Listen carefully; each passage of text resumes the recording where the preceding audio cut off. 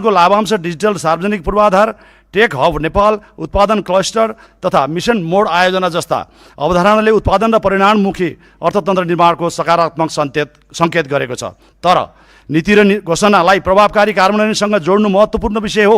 विगतका सरकारहरूले पनि धेरै महत्त्वाकांक्षी नीति तथा कार्यक्रम ल्याएको दाबी गर्थे, तर उनीहरूको कार्यशैलीका कारण परिणाम नकारात्मक र निराशाजनक रहँदा नेपाली जनताले जेन्ती पुस्ताको विद्रोह मार्फत आएको परिवर्तनबाट भएका निर्वाचनहरूद्वारा हामीलाई देशको बागडोर सम्हाल्ने जिम्मेवारी प्रदान गरेका छन्। त्यसैले म त्यही विशेष अन्तर्गत रहेर केही विषयतर्फ सम्मान्य सभामुख मार्फत सरकारको ध्यान आकर्षित गर्न चाहन्छु।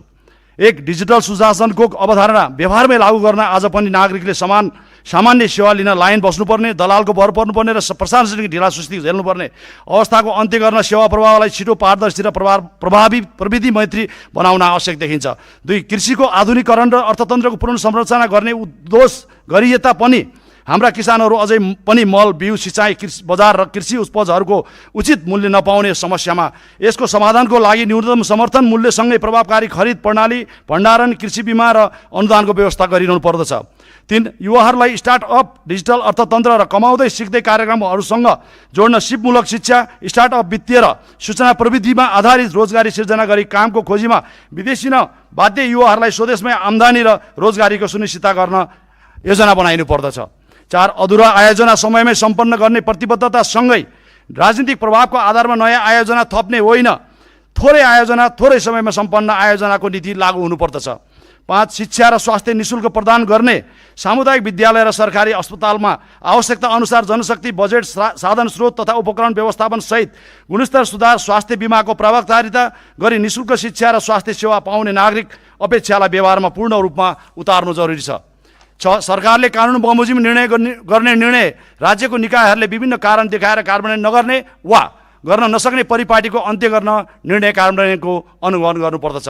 सम्मान्य सभामुख महोदय, मेरो निर्वाचन क्षेत्रमा रहेको 10वटै निर्वाचन क्षेत्र र 11वटै पालिका 138 वडामा काठमाडौँको दक्षिण, पश्चिम र केही उत्तरी भेगमा बासिन्दाहरूलाई आफू देशको राजधानीमा बसेको अनुभूति अझै पनि हुन सकेको छैन।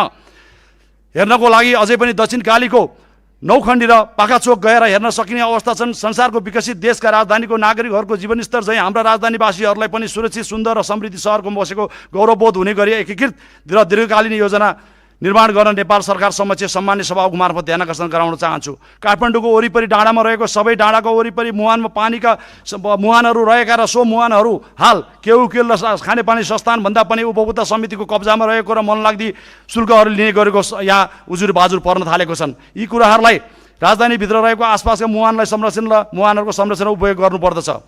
कीर्तिपुर काठमाडौँ स्वाभाविक भए तापनि संसदको नियमावलीलाई सम्भावना गर्दै गरिमामय राष्ट्रिय हित र जनअपेक्षालाई केन्द्रमा राखी सबै मान्य सदस्यहरूलाई जिम्मेवार सहकार्यको साथ अघि बढ्न म सबै प्रतिपक्षी बेन्चमा बस्नुहुने माननीय ज्यूहरूलाई हार्दिक निवेदन गर्दछु। प्रस्तुत विनियोजन विधेयकले आर्थिक सुधार र रूपान्तरणको आशा जगाएको नै छ।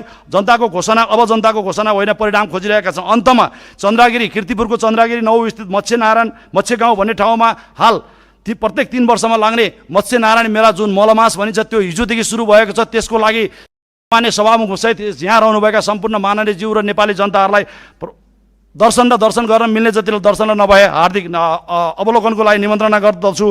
नेपालको जय होस्, सबै नेपालीको विजय होस्।